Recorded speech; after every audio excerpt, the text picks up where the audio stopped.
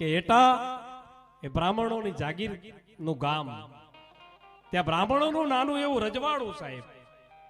અને એમાં એકવાર અંગ્રેજ હુકુમતમાં પોલિટિકલ એજન્ટ આવે અને પોલિટિકલ એજન્ટને હાચવવો પડે. દરેક નાના નાના જાગીરદાર હોય, નાના નાના રજવાડાના રાજા હોય, એને એની ખૂબ સરભરા કરવી પડે, કારણ કે ઉપર સત્તા અંગ્રેજોની.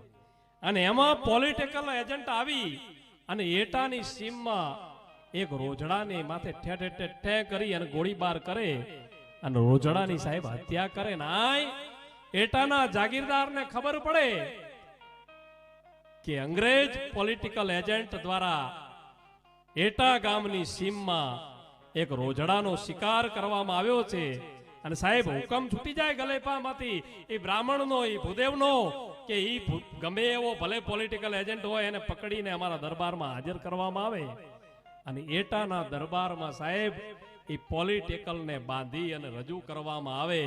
અને ત્યારે એ પોલિટિકલ એજન્ટ એમ કે ભૂદેવ, તમે નાનકડા જાગીરદાર છો, તમારી કોઈ સત્તા નથી કે તમે મને સજા કરી શકો.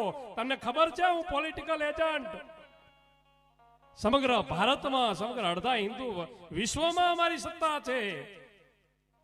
તમને કોઈ તાકાત નથી, તમારી કોઈ હેસિયત નથી.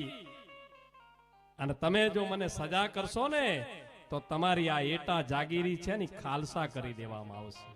હે કે તમારી આ એટા જાગીરી છે એ ખાલસા કરી દેવામાં આવશે.